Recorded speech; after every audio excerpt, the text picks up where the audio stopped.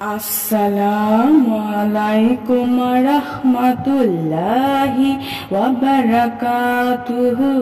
সুপ্রিয় সম্মানিত দর্শক শ্রোতা, আশা করি মহান রব্বুল আলামিনের দয়ায় আপনারা সকলেই ভালো আছেন। সুপ্রিয় সম্মানিত দর্শক শ্রোতা, আজকে হযরত বিলাল হাবশী রাদিয়াল্লাহু তাআলা আনহু থেকে একটি ঘটনা বর্ণনা করব। ঘটনার শিরোনাম হচ্ছে বাঘের সালাম। সুপ্রিয় সম্মানিত দর্শক শ্রোতা, আশা করব ঘটনাটি শেষ পর্যন্ত শুনবেন। হযরত আনাস ইবনে মালিক রাদিয়াল্লাহু তাআলা আনহু বর্ণনা করেন যে নবীজি সাল্লাল্লাহু আলাইহি ওয়াসাল্লাম সাফিনা রাদিয়াল্লাহু তাআলা আনহু, যিনি নবীজি সাল্লাল্লাহু আলাইহি ওয়াসাল্লামের কৃতদাস ছিলেন, কে ইয়ামানের বিচারকের নিকট একটি চিঠি দিয়ে প্রেরণ করলেন। যাবার পথে রাস্তার মাঝে একটি বাঘ বসা ছিল। ভাবখানা এমন যেন এখনই আক্রমণ করে বসবে। সাহাবীরা দেখে ঘাবড়ে গেলেন। কোন বর্ণনায় আছে যে বাঘটি অত্যন্ত ক্ষুধার্ত ছিল।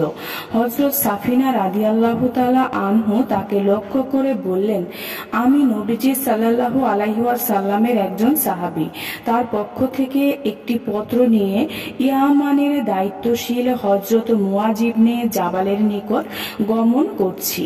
বাঘটি নবীজি সাল্লাল্লাহু আলাইহি ওয়াসাল্লামের নাম শ্রবণ করা মাত্রই দাঁড়িয়ে গেল।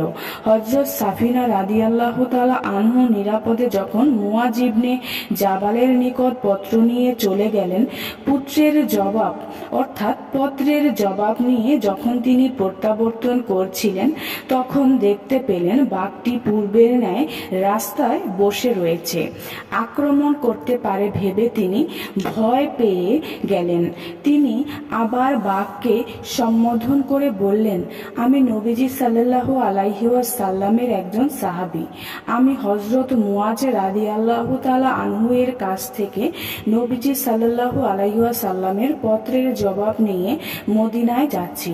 তিনি জবাবি পত্রখানা বাঘকে দেখিয়ে বললেন, এটি ওই পত্রের জবাব। বাঘটি এবারও দাঁড়িয়ে গেল এবং একটি গর্জন ছেড়ে রাস্তার একপাশে চলে গেল।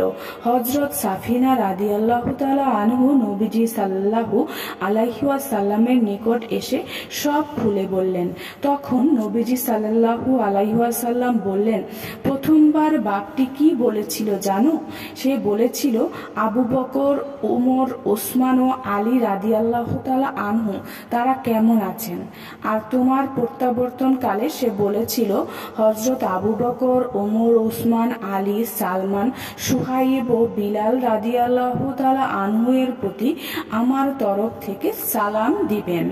সুপ্রিয় সম্মানিত দর্শক শ্রোতা, আজকের ঘটনাটি এই পর্যন্তই।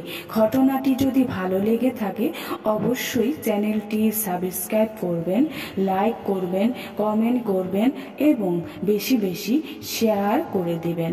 সবাই ভালো থাকবেন। আল্লাহ হাফেজ।